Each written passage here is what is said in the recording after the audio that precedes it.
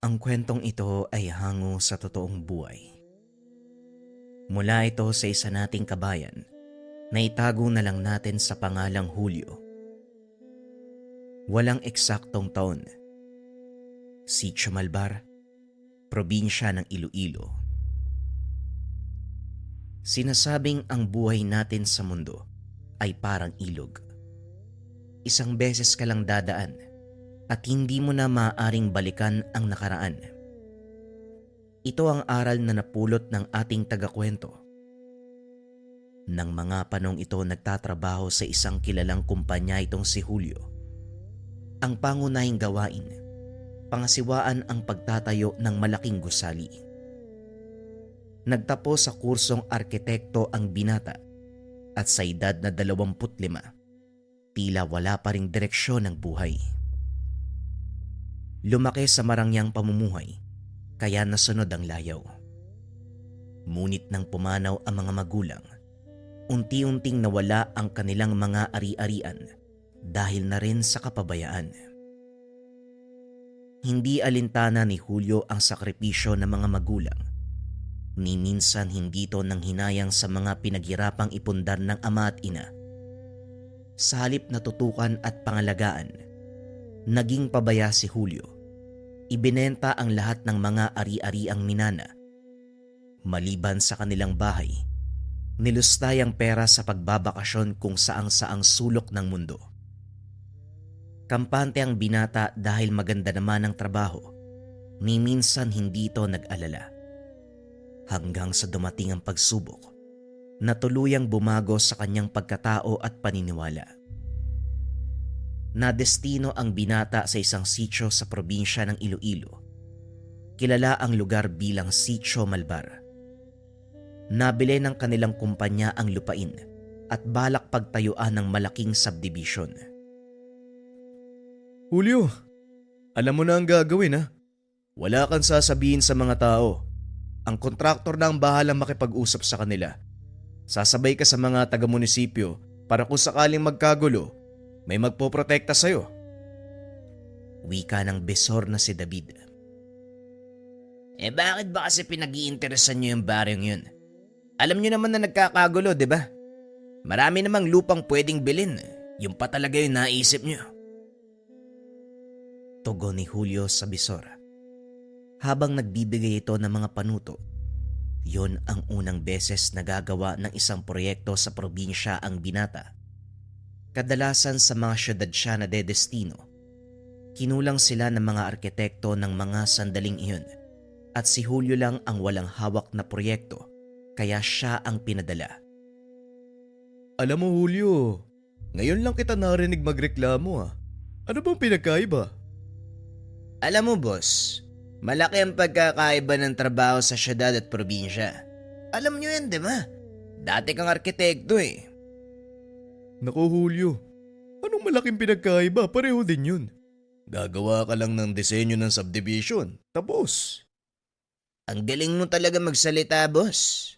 Kung hindi lang kita kaibigan, baka pinasalo ko sa'yo itong trabahong to eh. At kung hindi lang di kita kaibigan, matagal ka nang walang trabaho. Sige na, kunin mo to mga papeles, pati yung mapa ng lugar. Maaga pa ang lipad mo bukas. Oo na, masyado kang seryoso eh. Mabilis kang tatanda niyan. Halika na, inom tayo. Libre mo ako. Aba sira ulong to. Uy, may trabaho pa ako. Kaya huwag ka magyaya ng inuman. Baka imbis ikaw ang masisante, pati ako madamay pa eh. Kalma lang. Yan ka na naman eh. Yung presyon mo, oh. Sige na. Mamaya mangisay ka ba dyan? Kasalanan ko pa. Pag-uusap ng dalawa. Matalik na magkaibigan si Julio at David. Bagaman mas matanda si David, hindi ito alintana ni Julio. Nasanay na lang din ang bisor sa ugali ng binata. Kahit papano, may nakatagong kabaitan itong si Julio. Bagay na tanging si David lang ang nakakakita. Kinabukasan, maagang naganda ng mga gamit si Julio. Hinatid ito ni David sa paliparan. Bago siya umalis ay binili na niya ito na wag gagawa ng kalokohan sa lugar. Maraming temptasyon sa pupuntahan mo ha. Isa na dun yung matindi mong kahinaan. Ang mga babae. Mag-iingat ka. Baka umuwi ka ng namamaga ang ano. Salamat boss, huwag kang mag-alala. Hindi ako magkakalat doon. Mauna na ako. Kulang-kulang 1 oras ang naging biyahe ng binata papunta sa probinsya ng Iloilo. Pagdating sa paliparan, sinundo ito ng isa sa mga tauhang nakabase sa lugar. Medyo malayo pa yung Sitio Malbar. Mahigit 2 oras ang biyahe mula sa paliparan. Kaya kung nagugutom ka, kumain ka muna. Nauna na akong kumain eh. Wika ng binata na sumundo sa kanya sa paliparan. Napansin ni Julio na tila may pagkamaangas itong magsalita at may kagaspangan ng ugali.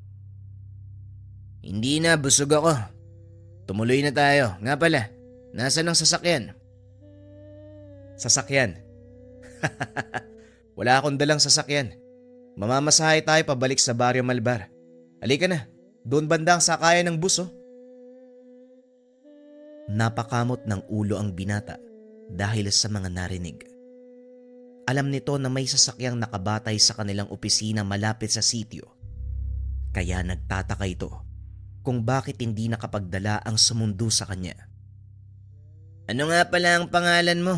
At saka anong trabaho mo? Tanong ni Julio kay Heron. Alalay ng kontraktor na kinuha ng opisina nyo. Wala silang mautusan sa mga tauhan nyo eh. Puro may sakit. Kaya ako ang pinadala ng mga boss mo. Tugon ni Heron. Naku, pasensya ka na. Parang labag pa yata sa loob mo ang ginagawa mo. Huwag kang mag-alala, ako nang bahala sa abala na maamo ko. Nakakainis lang kasi pare. Bakit ayaw nila akong pagdali ng sasakyan? Marunong naman ako magmaneho. May lisensya pa ako. Ah, ganun ba? Ganyan talaga yung patakaran ng kumpanya. Nga pala, Julio ang pangalan ko. Heron naman ang pangalan ko. Pasensya ka na kung napagbuntonan kita ng init ng ulo ha. Wala yun. Kung ako'y nasa kalagayan mo, mainis din ako eh. Pero huwag kang mag-alala. Dahil ako mamamahala sa proyekto. Ang sabi nga sa akin ni Foreman, arkitekto daw ang susunduin ko. Naku, baka namali ako ng taong sinundo. Tignan mo nga yung sulat na ibinigay sa'yo. Buti na lang hindi pa tayo nakakasakay ng bus. Tinignan ni Heron ang dalang papel. Nakita ang pangalan ni Julio. Nakahinga ito ng maluwag nang malamang hindi siya nagkamali. Ay nako, nataranta ako dun ah. Akala ko babalik na naman ako sa paliparan eh. Palihim na natawa si Julio dahil alam niya na si Heron ang susundo. Nakasad ito sa telegramang pinadala sa kanya. Matapos ang ilang oras ng biyahe, narating nila ang Sitio Malbar. Nagtaka ang binata dahil wala siyang nakikitang palatandaan na nasimula na ang proyekto. Kahit mga punong dapat ay naputol na, hindi pa rin nagagalaw. Ano nangyari dito? Bakit wala pang nasisimulan sa mga proyekto? Yan din yung gustong sabihin sa'yo ni Foreman. Halika, sumunod ka sa akin. Naroon ang kubo niya sa bandang dulo ng sitio. Naglakad ang dalawa papunta sa kubo ng sinasabing tao ni Heron. Pagkarating nakatayo ang isang lalaki, dali-daling sinalubong si Julio. Mabuti naman at nakarating ka na maayos. Pasensya ka na kung ito nadatnan mo ha.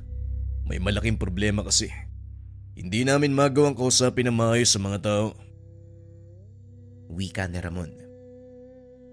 Bakit naman ho? Ano po ba ang nangyayari? Hindi sila payag na putulin ang mga kahoy sa lugar na pagtatayuan ng subdivision.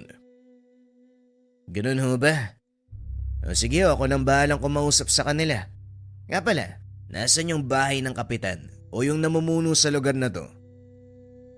Yan pa ang isa sa mga problema dito. Masyadong mailap ang taong yun eh.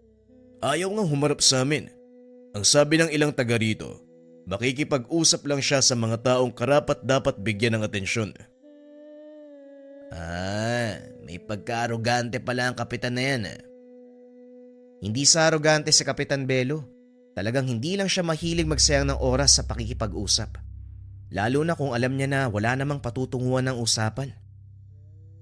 Wika ni Heron.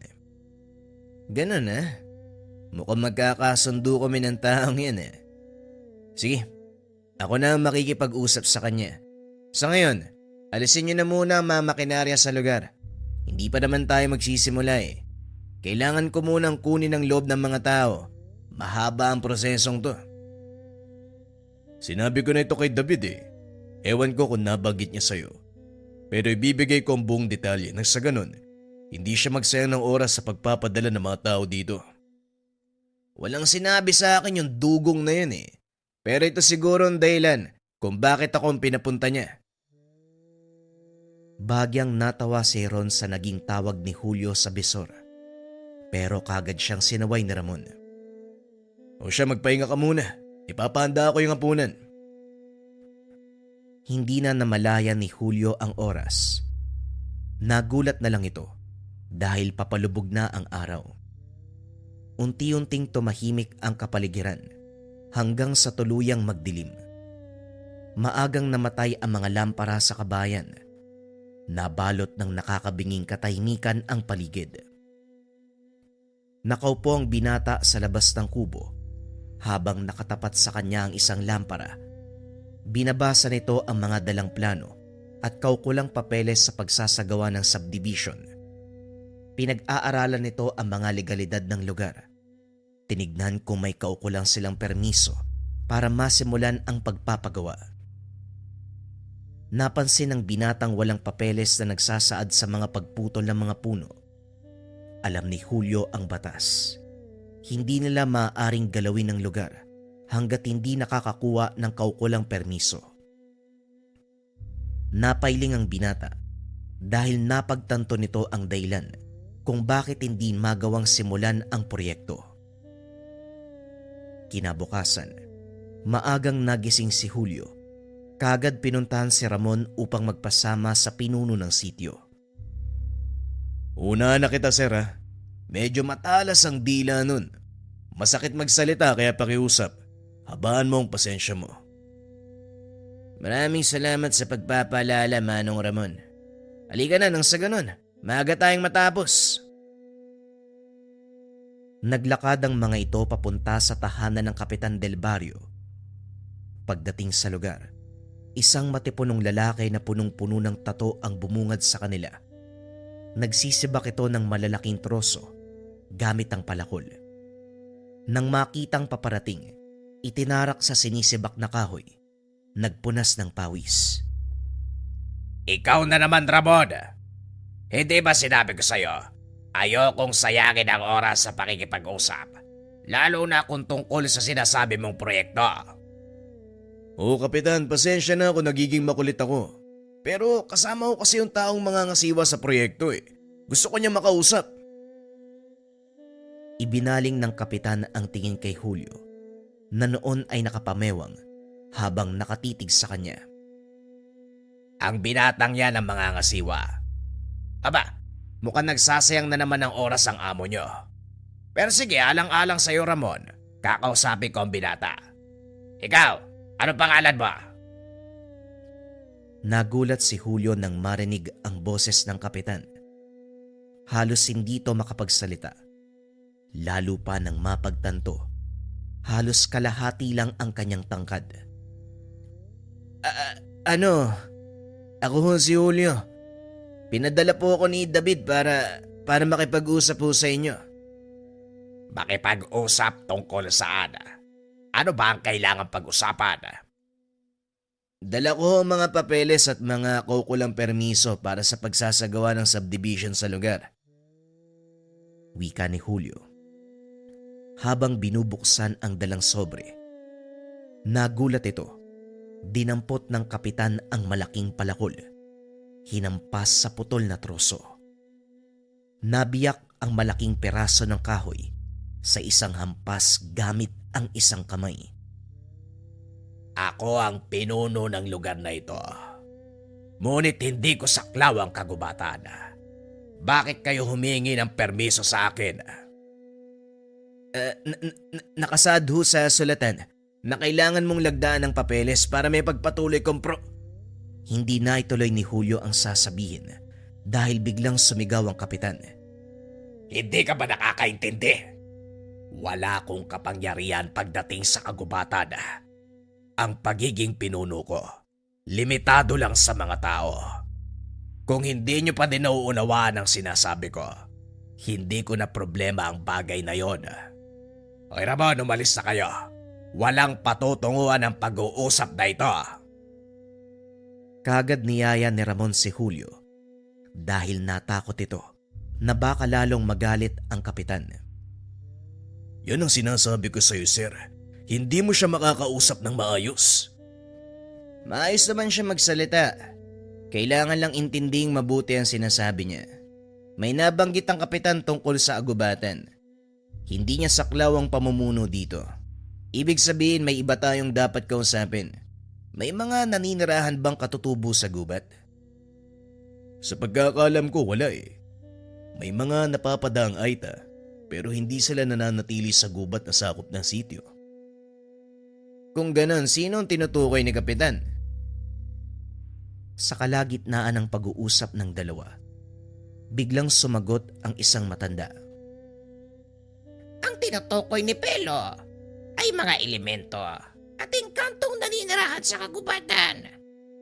Mataas ang respeto niya sa mga ito dahil mula sa kilalang angkan ng mga babayla ng taong iyon. Tatang Bestre, nandiyan ka pala. Hindi man lang kita napansin si Julio ho. Sakyan mo na lang yung sasabihin na matandang yan Medyo ulyanin na kasi. Pahala ka kung ano gusto mong sabihin sa binatang to. Bumubulong ka pa. Akala mo hindi kita naririnig. Pero yan ang pinakamainam niyong gawin. Kailangan niyong makakuha ng pagpayag ng mga nilalang na nakatira sa kabundukan. Dahil kung ipipilit niyo ang pagpapagawa, siguradong marami ang mapapahamak. Matapos magsalita ng matanda, kagad itong umalis. Napaisip naman si Julio sa mga sinabi nito. Habang naglalakad, nakapako ang tingin ng binata sa makapal na gubat. Ito lang ang tanging hadlang sa kanilang proyekto at para masimulan, kailangan nitong linisin. Wala na akong pakialam sa mga permiso na yan. Pakilusin niyo mga makinarya. Simulan na ang paglilinis ng lugar. Pero sir, sandali lang naman. Narinig mo ang sinabi ko. Hindi ko na uulitin. Kumilos kayo kung gusto niyong mabayaran. Wika ng binata sabay pasok sa kubo. Naupo ito sa maliit na bintana habang pinagmamasdan ang mga makinaryang isa-isang umaandar. Naglabasan sa tahanan ng mga tao. Nagbulong-bulungan. Maging ang kapitan ay nakita ding nakatayo kasama ang mga tao. Isa-isang nagtumbahan ng mga puno, nagsigawan ng mga tao, nag-iyakan ng mga kababaihan at kabataan. Hindi alam ni Julio kung ano ang dahilan. Ngunit nang tignan nito ang kapitan, nakatitig ito sa kanya ng masakit. Sa sobrang inis ng binata, nilapitan niya ito upang kumprontahin. Akmang lalabas na ng kubo, kaso nga lang hinarangan siya ni Tatang Bestre. Huwag mo nang palalain ang sitwasyon. Pagmasdan mo ang mga kalalakihan. Wika ng matanda. Nakita ni Julio ang mga kalalakihang may hawak na itak at kung ano pang mga sandata. Bakit ganyan ang reaksyon nila? Bakit ba sila galit na galit? Sa palagay ko, alam mo kung bakit. May mga rason kung bakit hindi tinuloy ni Ramon ang paglilinis ng lugar. At dahil sa ginawa mo, masasaksiyan mo ang dahilang iyon. Habang tumatagal, lalong lumalawak ang nasisirang parte ng gubat. Laking gulat ni Julio dahil kung gaano kadami ang bilang ng punong natutumba ay siya ding bilang ng mga taong nagkakasakit at kabataang namamatay. Hanggang sa hindi na nakatiis ang binata, nilapitan nito ang kapitan. Ngunit bago pa man siya makapagsalita, inunahan na ito ni Kapitan Belo. Tignan mo ang ginawa mo. Siguro naman Alam mo na kung ano ang kinalabasan ng katigasan ng ulo ninyo. Wala kayong iniisip kung hindi sariling kapakanan. Napagutusan lang ako, Kapitan. Ginagawa ko lang ang trabaho ko. Kaya wag mo sanang isisi sa akin ang mga nangyayari. Biglang kwenelyohan ni Kapitan Belo ang binata at sa sobrang lakas nito, napaangat ang paa ni Julio sa lupa. Huwag isisi sa'yo. Naririnig mo ba ang sarili mo? Ikaw ang dahilan kung bakit nasira ang gubat. Palibasa hindi mo alam ang katotohanan ng buhay sa Sitio Malbara. May sumpa ang lugar na ito na nakadikit sa kagubatan ng buhay ng mga tao sa sityo. Bawat punong nakatayo sa gubat ay katumbas ng buhay ng mga taong nakatira dito. Anong sinasabi mo? Anong katumbas? Anong sumpa? Marahang ibinaba ni Kapitan Belo ang binata. Pinaliwanag ang lahat. 500 taon na ang nakakaraan. Simula nang mapasailalim sa sumpa ng isang mangkukulamang sityo. 500 taon ko na ring pinangangalagaan ang lugar na ito. At hindi ako papayag na isang katulad mo ang sisira nun. Kaya hanggat may oras ka at kaya ko pang pigilan ng mga elemento, umalis ka na. Tigilan ang paninira nyo sa kagubatan. Matapos ang pag-uusap ng dalawa, inutusan ni Julio ang mga tauhan na hinto ang ginagawa. Marami ang umalma dahil hindi pa natatapos ang proyekto. Sigurado ka ba, sir? Pauwiin ko ang mga tao. Wala naman silang gagawin kung sakaling pahinto nyo ang trabaho. Mas mabuti pa nga, Manong, pauwiin niyo muna ang mga tao. Ibigay niyo ang sahod nila sa mga nakalipas na araw. Nang maibigay ang utos, kaagad umalis si Ramon at kinausap ang mga tao. Nang mag-uwian ang mga ito, pinuntahan ni Julio ang kapitan upang kausapin. Mabuti naman at sinunod mo ang sinabi ko. Ngayon ano pa ang kailangan mo? Tanong ng kapitan. Bagyang nanahimik si Julio dahil nagdadalawang isip itong magtanong. Sa takot na mapahiya, tumalikod na lang ito. Akmang aalis na sana nang muling magsalita ang kapitan. Ang kagubatang sinira nyo ay siyang nagsisilbing proteksyon ng baryo. Kagaya ng sinabi ko sa iyo kanina, 500 taon na nakakaraan. Simula nang isumpa ang Sitio Malbara, kakibat ako ng sumpang iyon. Dito nagkaroon ng lakas ng loob ang binata para usisain ang totoong nangyari. Anong sumpa? Bakit to? Ang Sitio Malbara ay isa sa naging tanggulan ng mga dayuhan noong sinakop nila ang bansa. Lahat ng mga katutubong nahuli nila dito dinala. Isa ako sa mga dayuhang nagmalupit sa mga taga rito. At ang totoo niyan, ako ang namuno sa ekspedisyon papunta sa bahaging ito ng kapuluan. Wika namang Belo. Sa pagpapatuloy ng kanyang kwento, sinabi ng kapitan na isang angkan ng mga makapangyarihang manggagaway ang kanilang nakabangga. Napatay nila ang anak ng pinuno, kaya isinumpa sila nito. At ang sumpang iyon, mananatili siya sa lugar, patuloy na mabubuhay upang protektahan ang sinumang naninirahan dito. Kahit papano, may ilang residenteng naawa kay Belo, kabilang na dito ang angkan ni Tatang Bestre. Mula ang matanda sa lahi ng mga babaylan, tinulungan nila ang kapitang mapanatili ang seguridad at katahimikan ng lugar. Sa pamamagitan ng pagtanim ng mga puno, nakalaunan ay naging gubat. Binasbasan nito ng ninuno ni Tatang Bestre at sa pagdaan ng ilang daang taon, patuloy na pinangalagaan ng bawat saling lahi ng matanda ang kagubatan at si Kapitan Belo. Ano ang mangyayari sa oras na masira ang kagubatan? Sa oras na masira ang kagubatan, tuluyang makakapasok ang mga masasamang elemento na siyang kukonsumo sa kaluluwa ng mga taong naninirahan dito.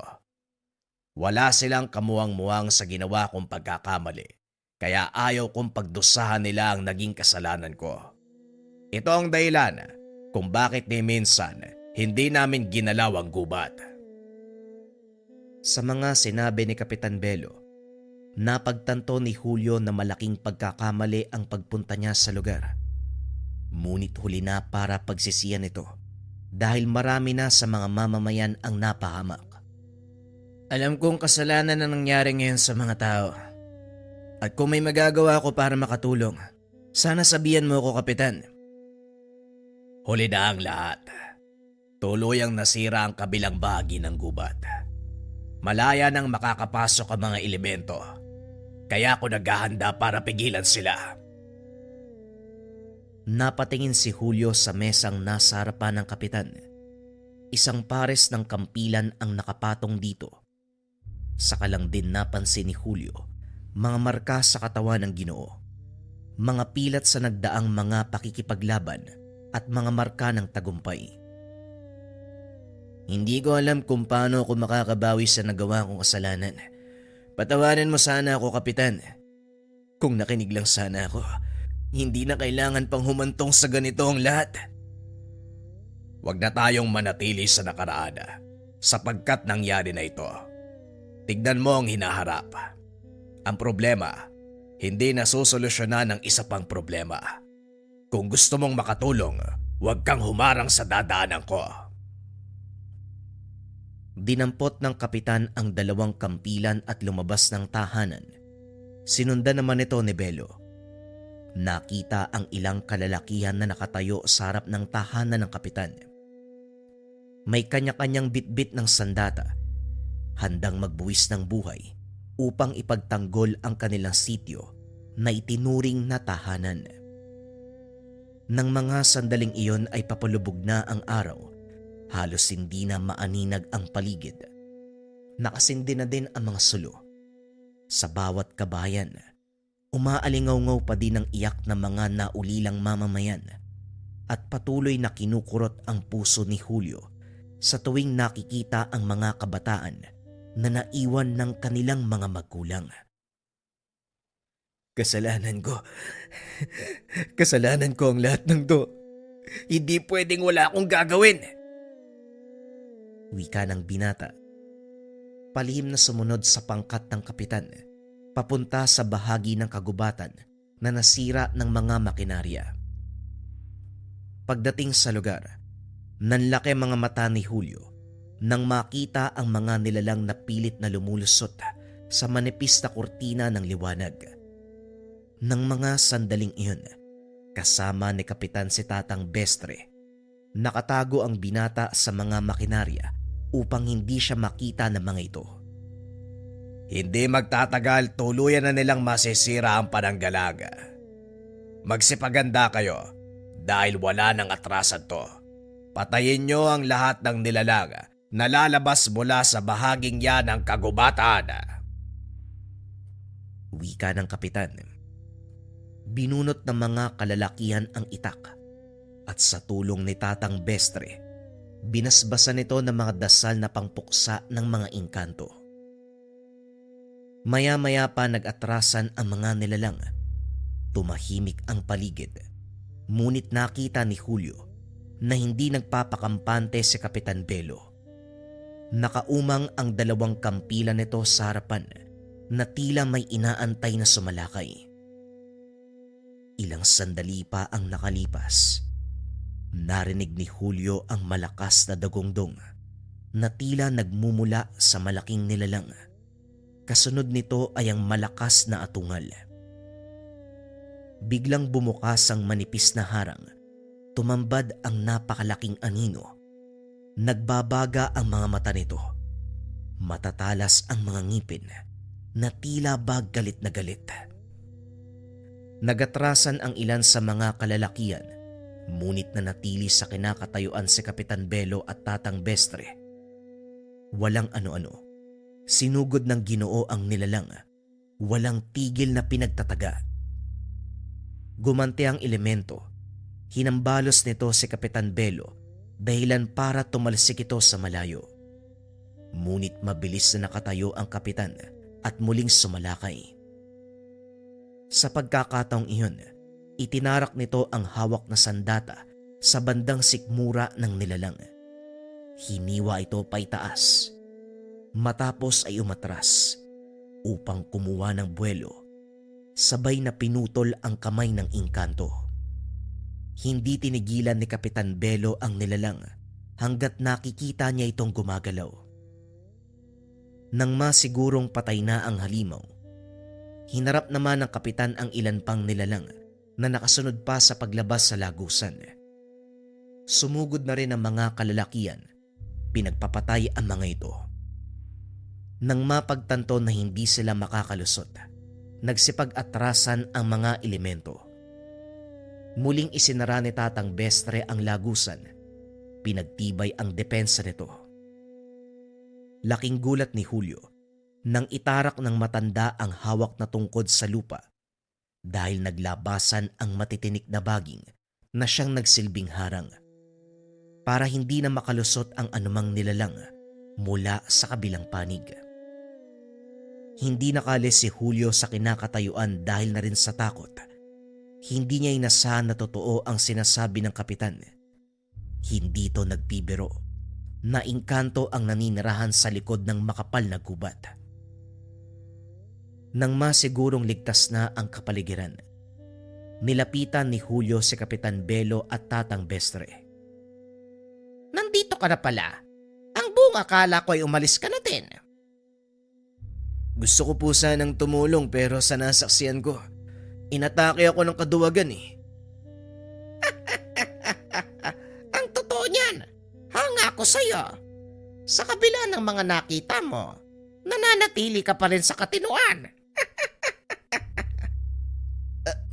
Mabuti na lang po, nanalo po kayo. Walang nanalo sa labang ito. Walang dapat ipagdiwang. Hindi dapat namatay ang mga nilalang kung hindi nyo'y pinilit ang gusto nyong mangyari. Gayunpaman hindi kita sinisisi. Biktima ka lang ng pagkakataon at pagiging inosente. Sana lang magsilbing aral sa iyo ang kaganapan. Ngayon lisanin mo ang Sitio Malbara nang hindi nagsasalita kahit kanino tungkol sa mga naganap dito. Walang sabi-sabi. Tumalikod na si Julio. Tuluyang iniwan ang lugar. Bumalik ito sa Maynila. Pinaliwanag ang naging sitwasyon sa sitio. Kagaya ng pinangako, hindi ito nagsalita tungkol sa mga nangyari. Itinago ni Julio ang karanasan at tanging ang mga apo na lamang ang nagkwento. Lingid sa kaalaman ng mga paslit na totoo ang kaganapang iyon. Ito ang dahilan kung bakit binago ni Julio ang kanyang buhay. Nagkaroon ng pagpapahalaga sa lahat ng bagay na meron siya. Bagaman huli na para pagsisiyan ng pagkakamali, minabuti na lang ni Julio na ibaon ito sa limot. Hinarap ang panibagong yugto ng kanyang buhay. Sa kasalukuyan, walang nakakaalam ng eksaktong lokasyon ng Sitio Malbara. May ilang nagsasabi na tuluyan itong nilamon sa kabilang dimensyon. Pero may mga teorya na kabilang ito sa syudad ng Biringan, pinangangalagaan ng immortal nitong kapitan. Ngunit gayunpaman, para kay Julio totoo ang lahat ng kaganapan nang nakasalamuhan niya si Kapitan Belo, ang pinuno ng Sitio Malbara. Bagong kwento pa rin ang kasunod mga kabayan. Ito ay tungkol sa 7 araw ng penitensya sa kabundukan. Simulan na ang kwento. Ang kwentong ito ay hango sa totoong buhay. Mula ito sa isa nating kabayan na itago na lang natin sa pangalang Jude. Taong 1979, Maguindanao, Samar. Jude, magsisimula ang kalbaryo mo sa Lunes. Matatapos ito ng Sabado at sa Linggo pagkabuhay ka babalik dito. Isasabay natin sa Semana Santa para dama mo ang pagsubok. Huwag mong dadayain ng penitensya ha. Dahil uulitin mo sa umpisa kapag sumaway ka. Subukan mo. Talagang dadagdagan ko yung bigat ng parusa.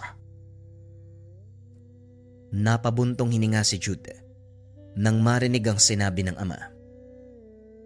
Sa katunayan, isang antingero si Tatay Mario. Medalyon ng San Benito ang tanging gabay sa pakikipaglaban kontra iba't ibang nilalang. Kasalukuyang tinuturuan ang anak. Kaso nga lang sa tuwing magsisimula ang pagsasanay, palagi itong dinadaya.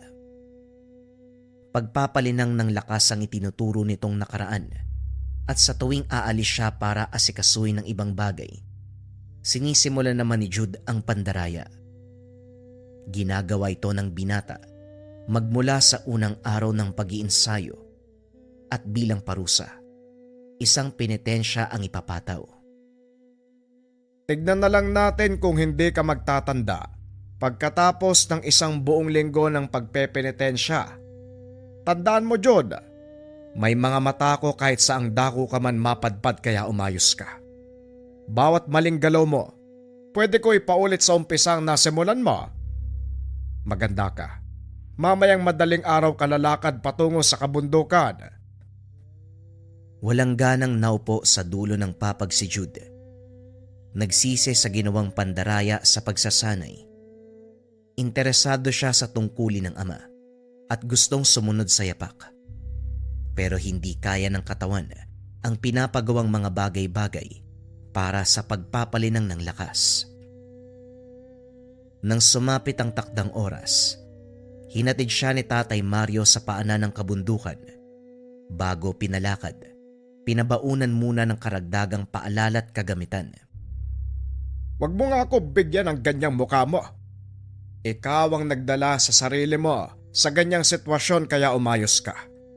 Gusto mong maging katulad ko, madilbihan sa lihim na karunungan, tugisin ang mga nilalang. Paano mong magagawa ang bagay na yon kung sa simpleng bagay pa lang, dinaraya mo na? Sana maintindihan mo ang punto ko lalo na sa parusang ito.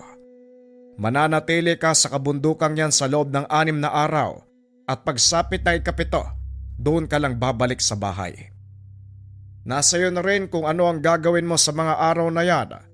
Basta wag kang kikilos nang hindi naaayon sa sitwasyon at mas lalong wag kang mandaraya. Ito, gamitin mo kapag kinakailangan. Nag-abot ng maliit na kahon si Tatay Mario sa anak. Naglalaman ito ng bagay na makakatulong sa oras na maghahamon ang kampo ng dilim.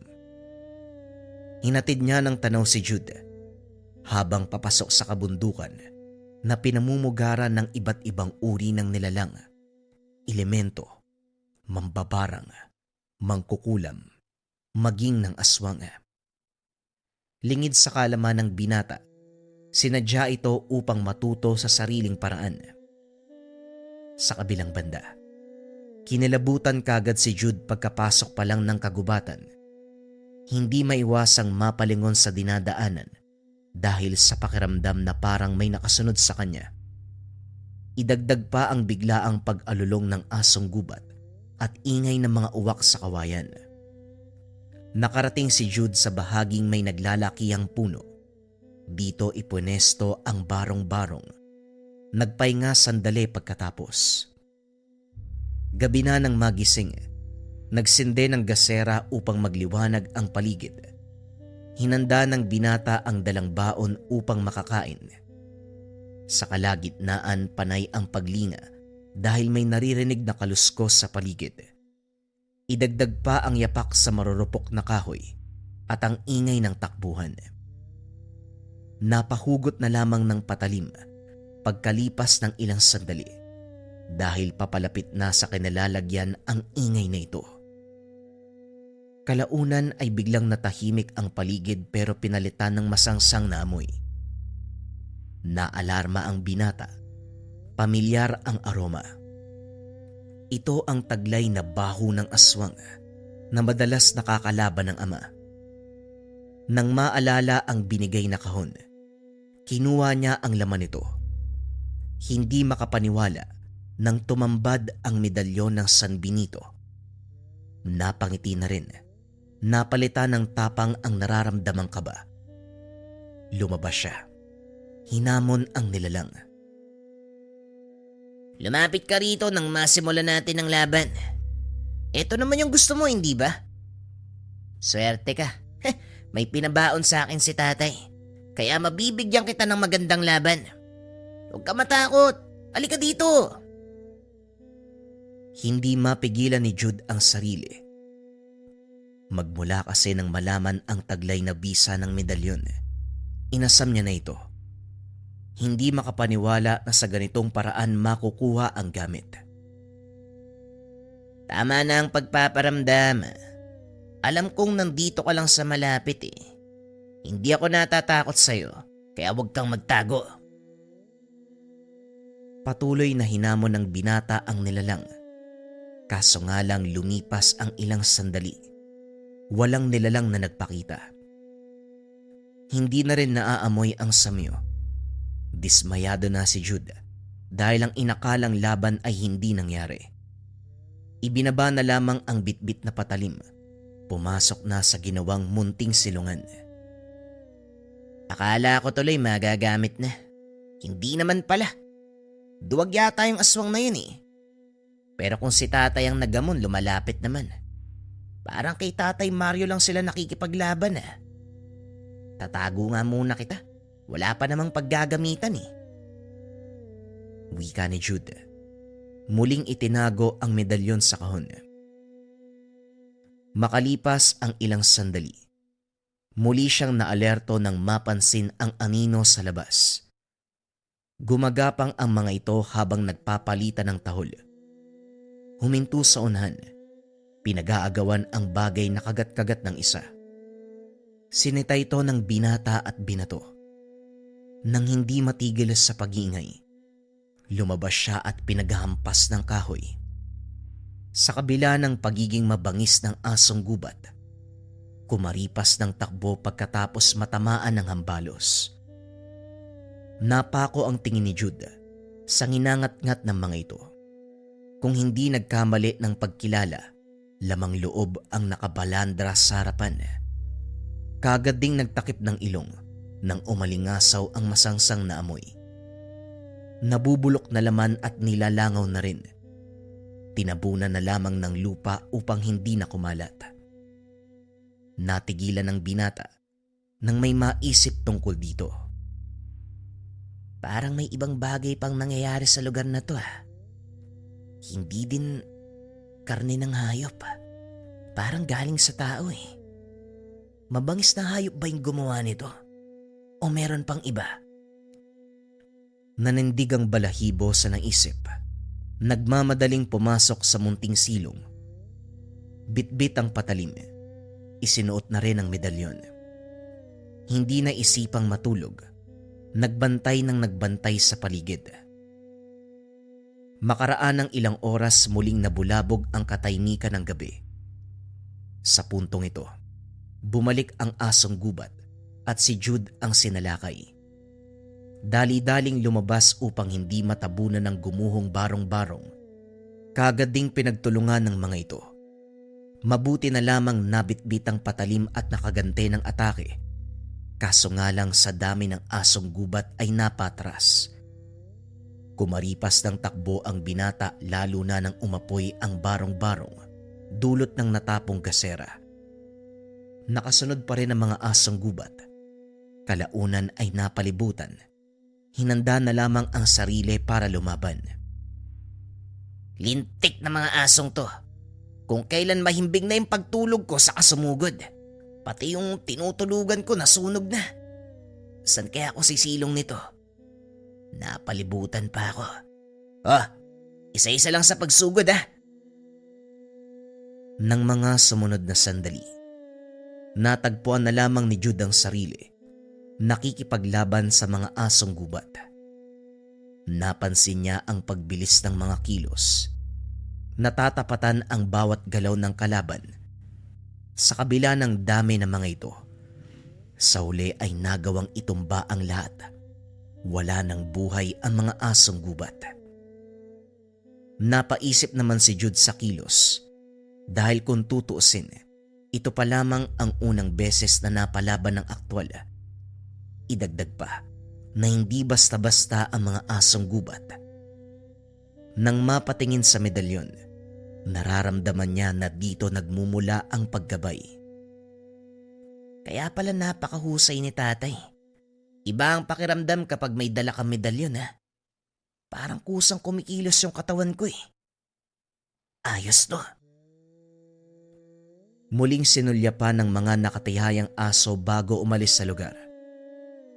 Bumalik ng pinagpwestuhan ng binata. Abo na lamang ang natira sa itinayong barong-barong. Naupo na lamang sa tabi, napabuntong hininga. Nakatulog din paglipas ng mga sandali kahit nakasandal lang sa puno. Kinabukasan una niyang inatupag ang paghahanap ng makakain. Hitik ang bungang kahoy kung kaya't walang naging problema. Kasunod ay ang pagtungo sa naglalakihang baging. Isa-isang pinutol. Hinanap ang naglalaman ng tubig upang makainom. Pagkatapos ay nanguha ng mga kagamitan na pwedeng gawing silungan.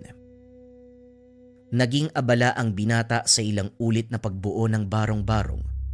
Nahirapan dahil mga dahon at sanga lamang ang ginagamit. Walang matibay na pundasyon kung kaya't ilang beses ginawa. Natapos din pagkalipas ng ilang oras. Magpapahinga sana, kaso nga lang may napansing tao. Papalapit sa kinalalagyan, sinalubong niya ito ng pagbati. Magandang tanghali po sa inyo, Manong. Magkakahoy po ba kayo o mga ngaso? Nakita niya ang itak at sibat. Sinuri niya ng tingin mula ulo hanggang paa. Ako dapat ang magtanong sa iyo, binata. Anong ginagawa mo rito sa gubat? Nagtayo ka pa ng barong-barong. Hindi mo ba alam, delikado ang lugar na to? Wika nito. Tumingin pa sa paligid habang hawak ang patalim. May gawain lang na dapat tapusin. Uwi din po ako pagsapit ng linggo sa pagkabuhay. Tumingin sa kanya si Manong. Kunot noo dahil sa pag-aalala. Gawain kailangan tapusin. Ano yun? Dito ba sa delikadong gubat? Wala akong alam sa sinasabi mong yan, pero mas mabuting umuwi ka na. Kamatayan ang pananatili sa lugar na ito. Makinig ka kung ayaw mong mapahamak. Manong, sa linggo ng pagkabuhay pa ako dapat umuwi. Kapag babalik ako sa amin ng ganito kaaga, dodoble ng tatay ko yung penitensyang ipapataw sa akin. Mas mapapahaba pa yung kalbaryo ko eh. Penitensya. Iho, alam kong Semana Santa ngayon. Kinakailangan magnilay-nilay ang lahat para sa mga nagawang kasalanan. Subalit ang lugar na ito ay isang kamatayan. Hindi lang mabangis na hayop ang nandito. Meron ding nilalang na mahirap kalabanin. Bata, makinig ka sa akin. Tapunan ng patay ang lugar na ito. At hindi simpleng tao ang pumapatay. Iba't ibang uri ng mga nilalang, hayop, maging ng mga elemento. Manong, mawalang galang na po. Siguro dumiretso na po kayo sa paglalakad. Ingat ho kayo. Tinalikuran ni Jude ang Manong. Pero sumunod ito sa kanya. Kinukumbinse na umalis siya sa lugar. Manong, kahit anong sabihin niyo sa akin, hindi ako aalis dito. Mas natatakot ako sa idadagdag na parusa ni tatay. Anong uri ng ama yung tatratuhin ka ng ganito? Pasensya ka na sa sasabihin ko pero binata ka na. Nasa wastong edad para maintindihan ng mga bagay-bagay. Hindi ba pumapasok sa kokote mo na mapapahamak ka sa ganitong uri ng lugar? Kailan ka pa dumating dito? May nakita akong bakas ng sunog sa unahan. Doon ka pa nang galing. Kahapon po ako dumating dito at oo, nagtayo ako na matutulugan doon kaso nasunog eh. Sinalakay ako ng mga asong gubat kaya nagkagulo. Pero sandali nga ho, sino ho ba kayo? Tanong ni Jude. Pero iba ang sinagot ni Manong. Sinalakay ka ng asong gubat. Kung ganon, Paano nangyaring buhay ka pa sa mga sandaling ito? Ni hindi ka man lang nagtamo ng galos. Mabangis na hayop ang mga yon. Ako nga ng mga ngaso nahihirapan eh. Ikaw pa kaya na binata lang? Wala sa pagiging binata o matanda ang pagkapanalo sa isang laban kontra sa mga yan. Tiwala ho sa sarili, pananalig, sandatang bitbit. Yan po ang meron ako. Natahimik ang manong sa sagot ni Jude. Napatitig sa binata. Kung makapagsalita ka, para... Naaalala ko sa iyo ang matalik kong kaibigan. Ganyan ang eksaktong sinabi niya sa akin eh. Pero kinakailangan mo pa ring umalis bago mahuli ang lahat para sa iyo. Kapag balik ko dito nandito ka pa, kakalad ka rin kita. Wika ni Manong at saka walang paalam na lumakad palayo. Sinundan ito ng tingin ni Jude. Pagkatapos ay bumalik sa gawain. Maghapong ginalugad ang kagubatan. Naglalagay ng palatandaan sa daan upang hindi maligaw. Narating ng binata ang bahagi kung saan umalingasaw ang matinding amoy. Nang suriin ay bumungad ang tira-tirang lamang loob. Nabubulok na ang mga ito. Nagkulay itim sa pagdapo ng maraming langaw. Tinignan niya ang ibang lugar. Maraming bakas ng natuyong dugo sa mga halaman. May nakita pang buto. Hindi lang ng hayop. Alam niya ang iba ay parte ng tao.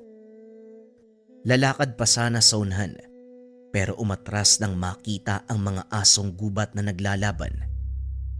Palapit ito sa kinakatayuan niya, kung kaya't nagmamadaling nagtago. Lumipas ang ilang sandali. Tumahimik ang paligid. Nang tumago sa katawan ng mga ito ang matutulis na sibat. Kasunod dito ay nakita ang manong nakausap kanina. Asintado pala kayo, Manong. Ayos ah. Wika ni Jude. Lumabas sa pagkakatago. Balak mo talagang tignan yung buong gubat. Para ano? Para alamin kung totoo ang sinasabi ko na delikado dito. Binata, mahinang uri ang mabangis na mga aso. Kaya pakiusap umalis ka na. Dahil hindi lang yan ang meron dito. Palagi na lang Manong yung tawag ko sa inyo. Ano po bang pangalan nyo? Ang pangalan ko ho, Jude. Ano po ba yun sa inyo? Tawagin mo kong Simon. Pakiusap, bumaba ka na sa kapatagan. Malapit nang sumapit ang dilim. Mas delikado dito eh. Mas mabangis na nilalang ang dadayo. Hindi na lang kita pipilitin. Ang tigas ng ulo mo. Bahala ka sa sarili mo. Sana pagbalik ko bukas, humihinga ka pa. Kung makapagsalita, akala mo naman mamamatay ako. Nandito ako para magpenitensya, hindi para magpakamatay. Habang abala sa pagkain ng mga bungang kahoy, napalingon ng binata nang mapansin ang pagdating ng mabigat na presensya. Dali-dali niyang hinugot ang patalim at saka naganda. Maliwanag ang buwan ng mga oras na yun, kaya naaninag ang mga bagay-bagay. Ilang sandali ang lumipas nang makita ang aswang. Gumagapang ito habang dahan-dahang lumalapit. Hindi nagtagal. Nagsimulang gibain ang barong-barong. Naalerto si Jude dahil unti-unting gumuho ang silungan. Lumabas siya bago matabunan. Sakto namang bumungad ang aswang. Kung hindi nakailag ang binata, mapupuruhan siya ng kalmot. Eto siguro yung pinakapagsubok sa akin ni tatay. Pinapunta ako sa lugar kung saan maraming mabangis na hayop o nilalang. Ay nako. Wika ni Jude sa sarili. Maigpit ang hawak sa itak. Buong tapang na inarap ang nilalang. Kagad umatake ang aswang. Sinugod ng kalmot ang binata. Panay ang pagkagat at pagsakal. Sa kabilang banda, hindi tumigil si Jude kahit nahirapan. Minabuting lumaban kahit pumapalya ang atake.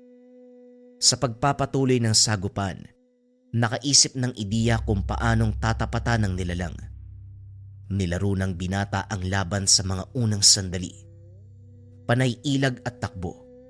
Pinapagod ang nilalang hanggang sa ito na mismo ang huminto. Sinamantala ng binata ang pagkakataon. Sa pagtigil ng halimaw ay siya naman ang umatake. Umatras na lamang ang nilalang upang makaiwas sa pagsugod, pero humantong sa punto na tinamaan ng patalim. Dito na bumuelo ng husto si Jude. Tinaga sa ulo. Sandaling natigilan ng nilalang. Tumingin ito sa binata pero hindi na gumanti. Dahan-dahang lumuhod hanggang sa umandusay. Natuwa ang binata sa naging resulta ng laban. Sana naman matuwa si tatay sa mga ginagawa ko. Pangalawang laban na to. Una asong gubat. Ngayon aswang. Pero ayos din to ha. Natututo ako. Iniwanan niya ang katawan ng aswang. Kinabukasan, nabulabog ang tulog sa pagdating ni Simon. Lumika ito ng ingay na naging dahilan ng pagbangon. May dalang kanin at ulam. Merong pang bitbit na galon ng tubig. Tanghali na, bumangon ka nga dyan. May dala akong pagkain. Naguluhan ng binata sa datingan ni Simon. Magaan ang pakikitungo sa kanya. Inabutan siya ng plato at inumin. Bait-baitan na. Siguro natanggap niyo na po yung katotohanan na hindi ako mapapalis sa lugar na to. Manong, hanggang linggo pa talaga ako eh. Huwag ka mag-alala. Dahil kapag nakaalis na ako, hindi na tayo magkikita kahit kailan. Wika ni Jude. Nilantaka ng pagkain. Inantay siyang matapos si Mang Simon bago'y pinagpatuloy ang usapan. Napapaisip lang ako kung sino ka ba talaga at kung ano ang kaya mong gawin. Bumalik ako kagabi para tignan ka kung buhay ka pa. Wala ka sa barong-barong pero dahil sa ingay nakita ko ang ginawa mo. Kaya pala malakas ang lobong manatili araw at gabi. May tinatago kang pambihirang kakayahan. Paano mo nagawang talunin ng isang aswang ng ganun lang? Sabihin mo sa akin, may anting-anting ka no? Natigilan sa pagkain si Jude. Ayaw sagutin ang tanong. Iniingatan ng pagkatao niya at ng ama. Iniba niya ang usapan. Bakit ba pabalik-balik ka dito, Manong? Malapit ba yung bahay mo dito? Huwag mong iliis ang usapan, binata. Sagutin mo ang tanong ko para alam ko kung paano ka pakikitunguan. Ibang klase din po pala yung paniniwala nyo, no? Binabatay nyo sa katauhan ng tao ang pagtrato. Di ba dapat patas ang pagtingin sa lahat? Huwag mong ilayo ang usapan. Balik tayo sa tanong ko. May tinatangan ka ba? Napatay mo yung aswang ng walang kahirap-hirap. Oy Manong, nahirapan kaya ako. Sobrang kabado ko ng mga sandaling yun. Halimaw kaya yung nakalaban ko. Napahugot ng hininga si Simon. Hindi rin pinilit na sumagot ang binata dahil lumalayo na ang usapan. Nagpaalam na lamang at lumakad. Samantala, nakahinga si Jude nang hindi na mag-usisa ang Manong. Hinatid niya ito ng tanaw, siniguradong aalis ng lugar. Huli na nang maisip na sundan dahil pagtingin ay wala na. Bahala siya sa buhay niya. Ilang araw na lang ako mananatili dito. Hindi ko tuloy mapigilang isipin kung ano yung haharapin sa mga susunod na oras. Asong gubat o aswang bauli yung makakalaban ko. Sana mas malakas para may bago akong matutunan. Sana lang din pala, ito na yung penitensyang sinasabi ni tatay kasi kung hindi, ay naku, nagsasayang lang ako ng panahon dito. Nang mga sumunod na araw ay walang nagparamdam na nilalang. Naaaliw pa si Jude sa pangyayari dahil tumutulong siya kay Mang Simon. Nangangaso ang dalawa doon sa gubat. Naging maayos ang pakikitungo ng dalawa sa isa't isa dahil napadalas ang pagsasama.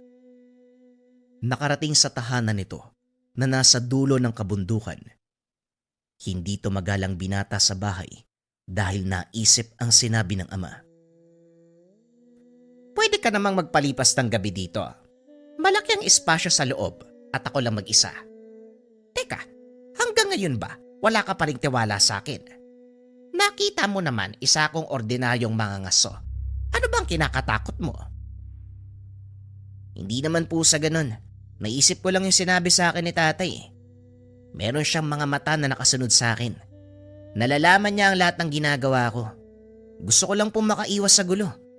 Baka kasi magkamali ako eh. Maulit na naman yung pagpepenitensya. Isang araw na lang yung bibilangin, no? Makakauwi na ako kaya nag-iingat lang.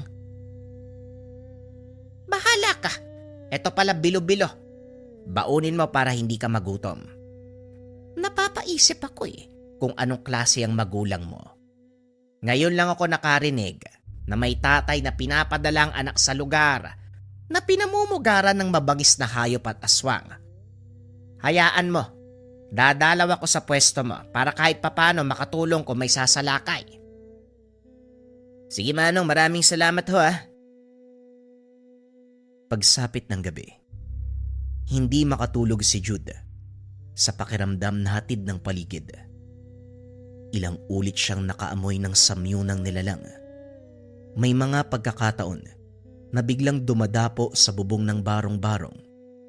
May mga pagaspas at pag-angil. Alam ng binata na hindi ito mula sa ordinaryong hayop. Hindi nagtagal.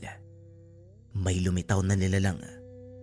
Itsura ng dambuhalang ibon. Napula ang apoy na sinunog sa lakas ng pagaspas ng mga pakpak. Kasunod, ang unti-unting pagkasira ng tinutulugan. Paulit-ulit na binunggo. Paglabas si Jude, napatingin kagad ang aswang. Sa kabila ng dilim ng paligid, naaninag ng binata ang kaharap. Teka, parang iba na to ha. Sobrang laki ha. Hinugot ng binata ang itak na nakatarak sa katabing puno. Sinalubong ang nilalang. Panay ang pag-ilag ni Jude. Mabilis ang paglipad ng kalaban.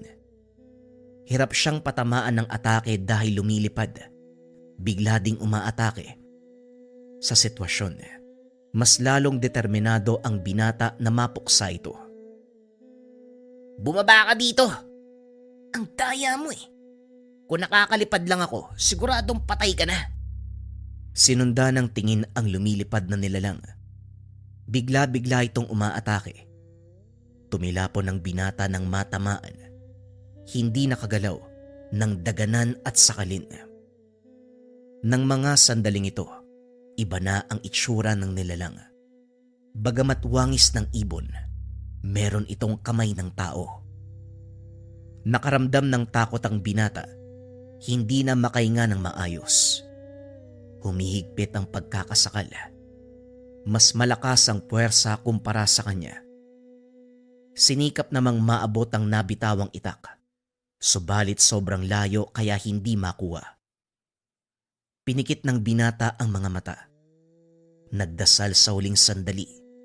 Tinanggap na ang kapalaran. Hanggang isang sibat ang dumaplis sa mukha ng aswang. Dahil dito ay nakawala siya.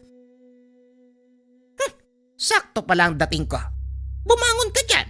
Hindi ko kakayanin to mag-isa. Napangiti si Jude nang makita si Mang Simon. Sa puntong ito, hindi hinayaan ni Jude na makabawi ang aswang. Patuloy itong umaangil. Iniinda ang tumamang sibat. Ramdam ni Jude ang pag-init ng kanyang tangan. Itinali niya ito sa kamay kung saan hawak-hawak ang itak. Buong puwersang tumalo ng binata. Winasiwas ang dalang itak. Diretso sa leeg ng nilalang. Kagad itong naputol. Natuwa si Mang Simon sa ginawa ni Jude. Ay suba, ang galing ko no? Masyado kang hambog. Kung hindi ako dumating siguradong patay ka na. Nakita ko ang tangan mo. Andiyan sa kamay mo. Pero maiba ko. Mamaya madaling araw ng linggo, pagkabuhay, uuwi ka na ba? Oo Manong, maraming salamat sa tulong mo ha. Bukas ang takdang araw ng pagbalik ko sa amin, kinakabahan nga ako eh. Sana lang tama yung ginawa ko dito. Kung hindi, siguradong mapapagalitan na naman ako. Bakit ka ba kasi pinaparusahan ng tatay mo? Antingero po yung tatay ko. Tinuruan niya ako ng mga dapat aralin para maging katulad niya. Kaso lang mandaraya ako eh. Ang hirap kasi ng pinapagawa. Pinapabuhat ako ng mabibigat na bagay tapos basta iba-iba pa eh. Nakakapagod.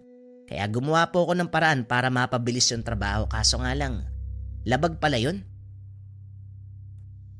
Nagpatuloy ang usap ng dalawa. Pagsapit ng takdang oras, lumakad na si Jude pauwi. Nagpaalam siya kay Mang Simon. Hinatid hanggang dulo ng kagubatan.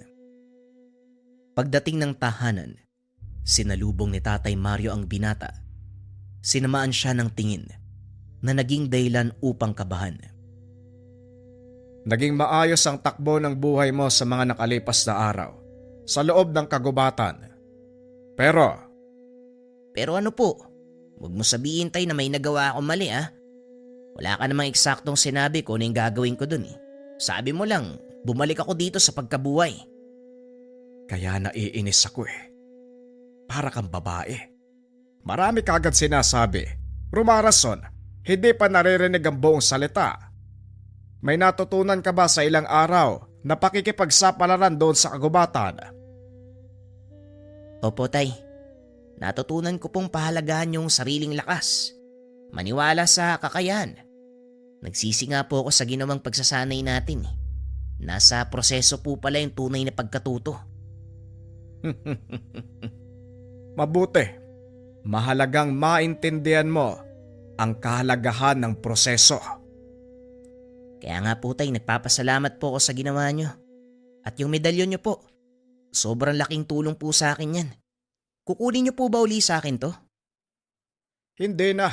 Naibigay ko na yan sa'yo eh. At saka, pumasa ka sa pagsubok. Hindi ka nagpadala sa taong nakakausap mo doon. Halika, nag-aantay siya sa labas ng tahanan. Iinom tayo ng tuba. Napakunot ang noo ni Jude. Hindi maintindihan ang sinabi ng ama. Pagkalabas ng tahanan, nakita niya doon si Manong Simon. May hawak-hawak na baso.